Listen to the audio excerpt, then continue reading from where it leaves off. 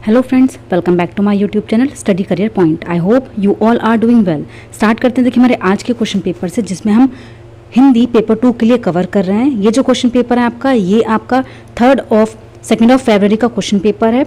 Start करते हैं। देखिए हमारे फर्स्ट क्वेश्चन के साथ। देखिए फर्स्ट क्वेश्चन है, देखिए जो 15 मार्क्स में है वो आपके क्या पूछे जाते हैं, आपके गद्यांश और पद्यांश आपसे पूछे जाते हैं। तो आपके काव्यांश होता है वो आपसे पूछा जाता है। ठीक है, अब देखिए जैसे गद्यांश होता है तो गद्यांश को आपको पूरा पढ़ने की जरूरत नहीं है। सबसे पहले आपको क्या देखना है, उसमें किस तरीके के क्वेश्चन आपसे पूछे गए हैं। ठीक है, तो फर्स्ट आपको क्या करना है, क्वेश्चन पर आना है, उसके बाद उन क्वेश्चन को उस पैराग्राफ्स में से देखना है। तो देखिए फर्स्ट क्वेश्चन है आपका, आकाशवाणी के अधिकारियों ने लोक कलाओं के प्रति अपना योगदान कैसे दिया। तो देखिए आपको सबसे पहले यहाँ पर की पॉइंट देखना है कि लोक कलाओं के प्रति अपना योगदान उन्होंने कैसे दिया। तो देखिए आकाशवाणी देखते हैं कहाँ पर है।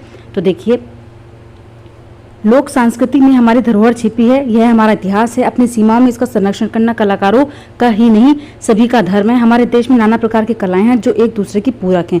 आज कुछ स्वार्थी तत्व सांस्कृतिक को बाजार की बिकने वाली वस्तु समझने लगे हैं। एक समय वह था जब रेडियो के माध्यम से गाँव में पंडवानी खूब सुनी जाती थी। देखिए यहाँ पर आ गया आकाशवाणी। आकाशवाणी ने इस दौर में लोक कलाओं के लिए बहुत काम किया। उस समय के अधिकारियों ने कलाकारों की कठिनाई को समझते हुए, देखिए किस चीज को, कठिनाइयों को समझते हुए अपनी संवेदनशीलता का परिचय अनेक बार दिया। तो देखिए आकाशवाणी के अधिकारियों ने लोक कलाओं के प्रति अपना योगदान कैसे दिया। तो देखते हैं देखिए किस प्रकार से दिया। लोक कला की प्रशंसा की, लोक कलाओं के विज्ञापन प्रस्तुत किए, सम्मान दिया या फिर कठिनाइयों को समझा। तो देखिए यहाँ पर क्या था कि कठिनाइयों को समझते हुए। तो देखिए यहाँ पर ऑप्शन नंबर 4 जो हो जाएगा वो आपका बिल्कुल सही हो जाएगा। लोक कलाकारों की कठिनाइयों को इन्होंने क्या किया, समझा। ठीक है, तो ऑप्शन नंबर 4 जो है वो यहाँ पर आपका बिल्कुल सही है। चलते हैं देखिए नेक्स्ट क्वेश्चन पर। देखिए नेक्स्ट क्वेश्चन है, बाजार की बिकने वाली वस्तु से आपका क्या तात्पर्य है। तो देखिए बाजार में बिकने वाली वस्तु कहाँ पर देखा था हमने। तो देखिए ये रहा, तत्व संस्कृति को बाजार की बिकने वाली वस्तु समझने लगी हैं। देखिए आज कुछ स्वार्थी तत्व संस्कृति को बाजार की बिकने वाली वस्तु, देखिए बाजार में कौन सी वस्तुएं बिकती हैं। तो देखिए यहाँ पर क्या मीनिंग इसका निकलेगा, साप्ताहिक बाजारों की वस्तु, मेलों में होने वाले प्रदर्शन, प्रदर्शनी में लगाई हुई वस्तु या फिर निकृष्ट मनोरंजन की वस्तु। तो देखिए लोग क्या समझने लगे हैं उसको, मनोरंजन की वस्तु। देखिए बाजार में बिकने वाली वस्तु, इसका मतलब मनोरंजन की वस्तु समझने लगे हैं। तो यहाँ पर देखिए ऑप्शन नंबर 1 जो हो जाएगा वो आपका बिल्कुल सही हो जाएगा। चलते हैं देखिए नेक्स्ट पर। देखिए नेक्स्ट क्वेश्चन है, लोक संस्कृति को इतिहास क्यों कहा गया है। तो देखिए लोक संस्कृति को इतिहास क्यों कहा गया है। देखिए लोक संस्कृति में हमारी धरोहर छिपी है, यह हमारा इतिहास है। देखिए धरोहर छिपी है, इसका मतलब क्या है कि ये हमारे पूर्वजों से संबंधित है। ठीक है, किससे, हमारी धरोहर है, इसका मतलब हमारे पूर्वजों से संबंधित है। तो देखिए इतिहास की पुस्तकों में इसका उल्लेख मिलता है, गलत है। इसका अध्यापन इतिहास विषय के अंतर्गत किया जाता है, ये भी आपका गलत है। इतिहासकारों द्वारा सृजित है, ये भी गलत है। पूर्वजों द्वारा सृजित की गई है, ये आपका बिल्कुल सही है। इतिहास क्यों कहा गया है, क्योंकि ये क्या है, हमारी इसमें हमारी धरोहर छिपी है, पूर्वजों द्वारा सृजित की गई है। ठीक है, यहाँ पर ऑप्शन नंबर 3 जो हो जाएगा वो आपका बिल्कुल सही हो जाएगा। चलते हैं देखिए नेक्स्ट पर। देखिए नेक्स्ट क्वेश्चन है, अपनी सीमाओं में इनका संरक्षण करना वाक्य में रेखांकित पद का क्या आशय है। देखिए अपनी सीमाओं में इसका संरक्षण करना कलाकारों का ही नहीं जब सभी का धर्म है। तो देखिए अपनी सीमाओं में, इसका मतलब क्या है कि प्रत्येक लोक कला एक परिधि में काम करती है अपनी अपनी क्षमताओं के अनुसार, केवल अपने ही क्षेत्र में या फिर केवल अपने क्षेत्र की लोक कला। तो देखिए अपनी सीमाओं में, इसका मतलब है कि अपनी अपनी क्षमताओं के अनुसार, क्या है आपका, अपनी अपनी क्षमताओं के अनुसार। तो यहाँ पर ऑप्शन नंबर 2 जो हो जाएगा वो आपका बिल्कुल सही हो जाएगा। चलते हैं देखिए नेक्स्ट क्वेश्चन पर। देखिए नेक्स्ट है, सही कथन की पहचान आपको करनी है। देखिए ये जो कथन है आपके, ये आपके इसी विज्ञापन से मिले हैं जो आपका पद्यांश आपको दिया गया है। आपको यहाँ पर देखना है कि कौन सा जो है वो आपका सही कथन है। तो देखिए आजकल रेडियो बहुत अधिक सुने जाने लगे हैं, तो देखिए रेडियो कम सुने जाने लगा है। ठीक है, तो देखिए यहाँ पर क्या बोल रहा है, अधिक, तो ये तो गलत हो गया।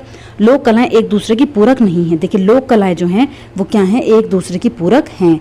ठीक है, तो ये भी आपका गलत हो गया। आकाशवाणी के अधिकारियों ने संवेदनशीलता का परिचय नहीं दिया। देखिए संवेदनशीलता का परिचय अनेक बार दिया है। ठीक है, संवेदनशीलता का परिचय अनेक बार दिया है, तो ये भी आपका गलत है। इलेक्ट्रॉनिक मीडिया में विज्ञापन का जोर अधिक है। देखिए इलेक्ट्रॉनिक मीडिया में विज्ञापन का जोर अधिक है, तो ऑप्शन नंबर 4 जो होगा वो आपका बिल्कुल सही यहाँ पर हो जाएगा। ठीक है, ऑप्शन नंबर 4 जो है वो यहाँ पर आपका बिल्कुल सही है। चलते हैं देखिए नेक्स्ट क्वेश्चन पर।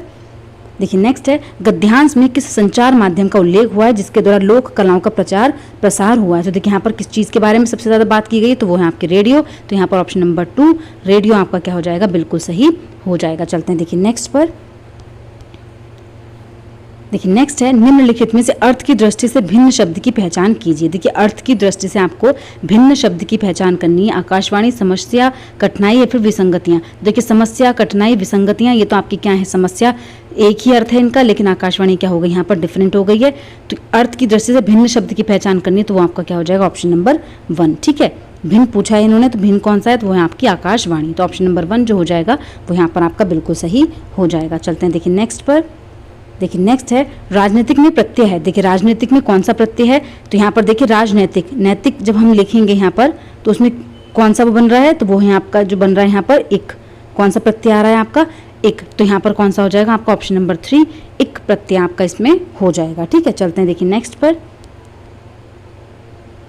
देखिए नेक्स्ट क्वेश्चन है, लोक कलाएं हमें हौसला देती हैं, रेखांकित के साथ स्थान पर लिखा जा सकता है। देखिए जो लोक कलाएं हमें हौसला देती हैं, इसका मतलब क्या है कि हमें प्रोत्साहित करती हैं। क्या करती हैं, हमें प्रोत्साहित करती हैं। तो देखिए यहाँ पर ऑप्शन नंबर 4 जो हो जाएगा वो आपका बिल्कुल सही हो जाएगा। ऑप्शन नंबर 4 जो है वो यहाँ पर आपका बिल्कुल सही है। चलते हैं देखिए नेक्स्ट पर।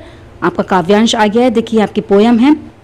देखिए यहाँ पर नेक्स्ट है आपका, दिए गए काव्यांश को पढ़कर पूछे गए प्रश्न का उत्तर दीजिए। देखिए अब काव्यांश आपका आ गया है, मेघ आए बड़े बंठन के सवर के, आगे आगे नाचती गाती बयार चली। देखिए पहले इसका मीनिंग देख लेते हैं, क्या बोलना चाह रहे हैं ये। तो देखिए मेघ आए बड़े बंठन के सवर के, आगे आगे नाचती गाती बयार चली, दरवाजे खिड़कियां खुलने लगी, गली गली पाहुन जो आए हों गाँव में शहर के। देखिए क्या बोल रहे हैं यहाँ पर कि जिस प्रकार कोई दामाद, पाहुन मतलब होता है दामाद, ठीक है, जिस प्रकार कोई दामाद बड़ा ही सज धज कर ससुराल में जाता है, उसी प्रकार जो मेघ है मतलब बादल है वो भी क्या है, बन ठर के सवर के आ रहे हैं। ठीक है, बन ठर के सवर के आ रहे हैं। आगे आगे नाचती गाती बयार चली, जैसे मेहमान के आने पर क्या होता है, गांव में बच्चे या होते हैं जो आगे आगे दौड़कर पूरे गांव में उन चीज़ों को फैला देते हैं, उसी प्रकार क्या है, हवा जो है, देखिए जो हवा है वो क्या कर रही है, हवा आगे आगे नाचते हुए पूरे गांव को यह बता रही है कि मेघ मतलब बादल रूपी मेहमान आए हैं। ठीक है, तो देखिए यहाँ पर मेघ की तुलना किससे की गई है, तो यहाँ पर मेघ की तुलना की गई है शहर के शहरी मेहमान से जो क्या है, गांव में आए हैं। ठीक है, गांव में आए हैं। अब देखिए नीचे दिया हुआ है, मेघ फिर से वही चीज दी हुई, मेघ आए बड़े बंठन के सबर के, जो बादल हैं बहुत ही ज्यादा बंठन के सबर के आए हैं। ठीक है, पेड़ झुक झांकने लगे गर्दन उचकाए, आंधी चली धूल भागती घाघरा उठाए। तो देखिए इसमें क्या बोल रहे हैं कि पेड़ झुक झांकने लगे। अब देखिए यहाँ पर ये भी लिखा हुआ कि दरवाजे खिड़कियां खुलने लगी गली गली। तो देखिए यहाँ पर क्या है कि खिड़की दरवाजे कब होते हैं, जब कोई मेहमान आता है गांव में तो क्या करते हैं, खिड़की दरवाजे खोल खोल के देखते हैं। ठीक है, कि कौन आया कौन आया, इस तरीके से देखते हैं ना। तो देखो सभी लोग दरवाजे खोल कर उनको देखने, उन्हें निहारने के लिए बड़ी बेताबी से क्या कर रहे हैं, यहाँ पर झांकने लगे। ठीक है, तो देखिए यहाँ पर, यहाँ तक तो आपका मीनिंग क्लियर हो गया। अब देखिए यहाँ से देखते हैं, देखिए पेड़ झुक जाने लगे झांकने लगे गर्दन उचकाए। देखिए जो हवा है, हवा के चलने से पेड़ जो क्या कर रहे हैं, झुके हुए प्रतीत होते हैं, मानो गर्दन उचकाकर मेहमान को देखने की कोशिश कर रहे हो। ठीक है, जैसे मेहमान आया है तो उसको गर्दन उचकाकर देखने की कोशिश कर रहे हो, तो पेड़ झुकने लगे गर्दन उचकाए, आंधी चली धूल भागी घाघरा उठाए। तो देखिए आसमान में बादल हमें ऐसे उड़ते हुए लग रहे हैं मानो गांव की औरत घाघरा उठाए क्या कर रही हो, दौड़ती जा रही हो। ठीक है, घाघरा उठाए दौड़ती जा रही हो। बाकी चितवन उठा नदी ठिठक घूंघट सर के, बूढ़े पीपल से आगे बढ़कर जुहार की, बरस बाद सुधी लीनी बोली अकुलाई लता ओट की किवार की। तो देखिए यहाँ पर क्या बोल रहे हैं कि दूसरी तरफ क्या हो रहा है, आपका नदी रूपी, देखिए जो आपका नदी रूपी औरत है वो क्या कर रही है, अपने घूंघट सरकाए हुए तिरछी नजरों से मेहमान को देख रही है। क्या कर रही हैं, तिरछी नजरों से क्या कर रही हैं, अपने घूंघट से मेहमान को देख रही हैं। ठीक है, अभी देखिए यहाँ पर क्या दिया हुआ है आपको नीचे, बूढ़े पीपल से आगे बढ़कर जुहार की। देखिए जब भी कोई क्या होता है, मेहमान घर पर आते हैं, दामाद घर पर आते हैं, तो वो क्या करते हैं, बुजुर्ग जो होते हैं वहाँ पर वो क्या करते हैं, झुककर सम्मान पूर्वक क्या करते हैं, प्रणाम करते हैं। ठीक है, क्या करते हैं, सम्मान पूर्वक प्रणाम करते हैं। तो देखिए यहाँ पर क्या बोला जा रहा है, बूढ़े पीपल ने आगे बढ़कर जुहार की, मतलब जब कोई मेहमान घर पर आया है तो बूढ़े पीपल मतलब यहाँ पर बूढ़े बुजुर्गों को बोला जा रहा है, उन्होंने झुककर सम्मान पूर्वक उनको क्या करा, प्रणाम किया। बरस बांध सुधी लीनी बोली अकुलाई लता ओट हो किवार की। तो देखिए उसके दौरान जो उनकी जीवन संगिनी है वो हठपूर्वक गुस्सा करके क्या कहती हैं, दरवाजे के पीछे छुप जाती हैं कि आपने इतने दिनों तक मेरी कोई खैर खबर क्यों नहीं ली। देखिए किवाड़ की ओट में क्या करती हैं, छुप जाती हैं कि आपने इतने दिनों से मेरी खैर खबर क्यों नहीं ली। बरस बाद सुधी लीनी, मेरी खैर खबर आपने क्यों ली, इतने दिनों से आप कहाँ थे, वो उनसे पूछ रही हैं। ठीक है, तो देखिए यहाँ पर आपका मीनिंग क्लियर हुआ। अब देखिए यहाँ पर क्वेश्चंस देखते हैं। मेघ के आने का वर्णन किस रूप में हुआ है, तो देखिए शहरी अतिथि के रूप में, मेहमान के रूप में यहाँ पर हुआ है। ठीक है, तो ऑप्शन नंबर 3 जो हो जाएगा वो यहाँ पर आपका बिल्कुल सही है। चलते हैं देखिए नेक्स्ट क्वेश्चन पर। देखिए नेक्स्ट है बरस बाद सुधी लीनी में कौन सा भाव अभिव्यक्त हुआ है। तो देखिए बरस बाद सुधी लीनी, तो यहाँ पर वो क्या बोल रहे हैं कि इतने बरस बाद आपने मेरी खैर खबर क्यों ली, इतने टाइम से आप कहाँ थे, ये पूछ रही हैं वो। ठीक है, तो यहाँ पर क्या है आपका उपालंभ है। कौन सा है आपका, प्रेम भाव नहीं है, वात्सल्य भी नहीं है, भक्ति भी नहीं है, यहाँ पर क्या है उपालंभ है। ठीक है, तो यहाँ पर ऑप्शन नंबर 2 जो है वो आपका सही है। देखिए प्रेम भाव यहाँ पर नहीं प्रकट हो रहा है, वो उनसे गुस्से में पूछ रही है कि आपने इतने दिन तक आप कहाँ पर थे। तो यहाँ पर वात्सल्य भी नहीं, वात्सल्य कब होता है, जब माँ की बात हो रही हो। भक्ति भाव यहाँ पर नहीं है, तो यहाँ पर कौन सा ऑप्शन आपका सही है, तो वो है आपका ऑप्शन नंबर 2। चलते हैं देखिए नेक्स्ट क्वेश्चन पर। देखिए नेक्स्ट है आगे आगे नाचती गाती बयार चली का अर्थ क्या है। देखिए आगे आगे नाचती गाती बयार चली, तो यहाँ पर उस चीज़ का क्या मीनिंग है, तो वो है आपका खुशी में सराबोर हवा बहने लगी। तो देखिए यहाँ पर क्या आगे आगे नाचती गाती बयार चली, मतलब क्या है कि खुशी के मारे जो हवा है वो क्या कर रही है, बहने लगी है। तो यहाँ पर ऑप्शन नंबर 4 जो है वो आपका बिल्कुल सही है। चलते हैं देखिए नेक्स्ट पर। देखिए नेक्स्ट है वर्षा के आगमन पर किसका उल्लेख नहीं हुआ है। तो देखिए वर्षा के आगमन पर खिड़कियां खुलने लगी हैं, हवा चलने लगी है, धूल आंधी चलने लगी है, मोर नाचने लगे हैं। तो देखिए किस चीज़ का वर्णन जो है वो यहाँ पर नहीं हुआ, तो वो है आपका मोर नाचने लगे हैं का वर्णन यहाँ पर नहीं हुआ है। खिड़कियां खुलने लगी, हवा चलने लगी, आंधी चलने लगी, इन तीनों का वर्णन इसमें हुआ है। चलते हैं देखिए नेक्स्ट पर। देखिए नेक्स्ट है जुहार की का अर्थ क्या है। देखिए जो जुहार की है, पीपल बूढ़े पीपल ने आगे बढ़कर जुहार की का मतलब क्या है, कुशल क्षेम पूछना, स्वागत सत्कार करना, पुनः आने के लिए कहना, आदर के साथ झुककर अभिवादन करना। तो देखिए मैंने आपको बताया था वो क्या कर रहे हैं, वहाँ पर उनको झुककर प्रणाम कर रहे हैं, तो यहाँ पर आपके आदर के साथ झुककर अभिवादन करना। ऑप्शन नंबर 4 जो है वो आपका बिल्कुल सही है। चलते हैं देखिए नेक्स्ट पर।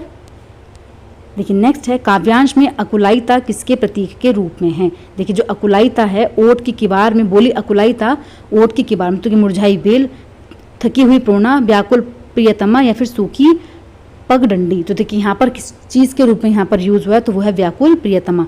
वो क्या है, किसके पत्नी के रूप में, जो पत्नी के रूप में जो है यहाँ पर उसका प्रतीक माना गया है। तो व्याकुल प्रियतमा इसका क्या हो जाएगा, सही मीनिंग हो जाएगा कि वो अपने पति को देखकर कहाँ पर उनसे बोलकर कि आपने मेरी इतने दिनों से खबर क्यों नहीं, और किवाड़ की ओट में चली जाती हैं। तो यहाँ पर वो अकुलायिता किसके लिए यूज़ किया गया है, तो वो है आपकी व्याकुल प्रियतमा। तो यहाँ पर ऑप्शन नंबर 3 जो है वो आपका बिल्कुल सही है। चलते हैं देखिए नेक्स्ट पर।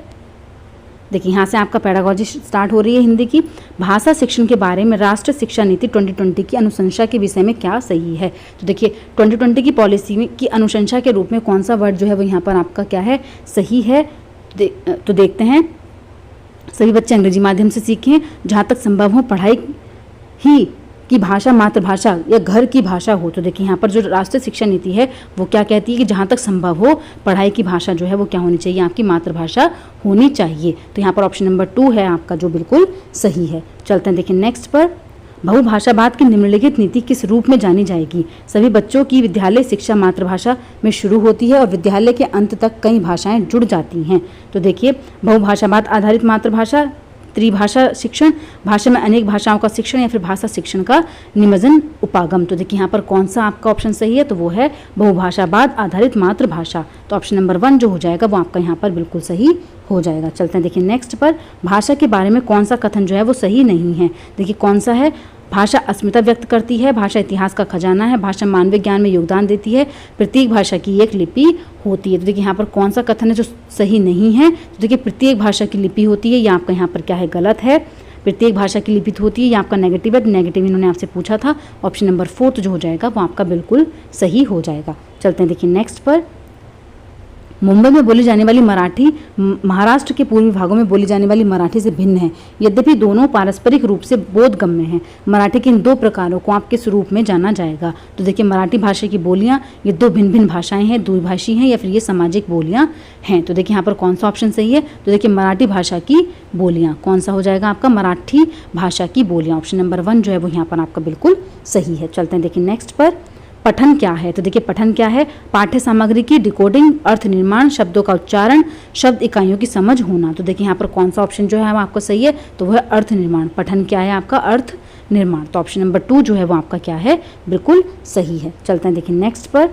विद्यार्थी लेखन के कई चरणों से गुजरते हैं, इसे किस रूप में जाना जाता है? तो देखिए विद्यार्थी जो हैं लेखन के कई चरणों से गुजरते हैं। व्याख्यान लेखन, लेखन का उत्पाद उपागम, लेखन का प्रक्रिया उपागम या फिर लेखन का रचनात्मक उपागम। तो देखिए कौन सा ऑप्शन जो है वो यहाँ पर सही है? तो वो है आपका लेखन का प्रक्रिया उपागम। ऑप्शन नंबर 3 जो है वो आपका यहाँ पर बिल्कुल सही है। चलते हैं देखिए नेक्स्ट पर। नेक्स्ट है पाठ्य सामग्री में व्याकरणिक तत्वों की ओर ध्यान दिलाना और अभ्यास के माध्यम से व्याकरण के नियमों की समझ देना क्या कहलाएगा? तो देखिए क्या कहलाता है?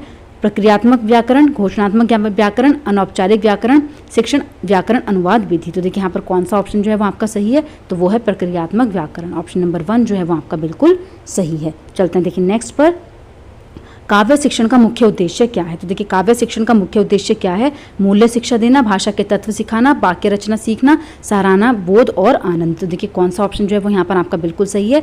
तो काव्य शिक्षण का मुख्य उद्देश्य क्या होता है? सराहना, बोध और आनंद। ऑप्शन नंबर 4 जो है वो आपका बिल्कुल सही है। चलते हैं देखिए नेक्स्ट पर।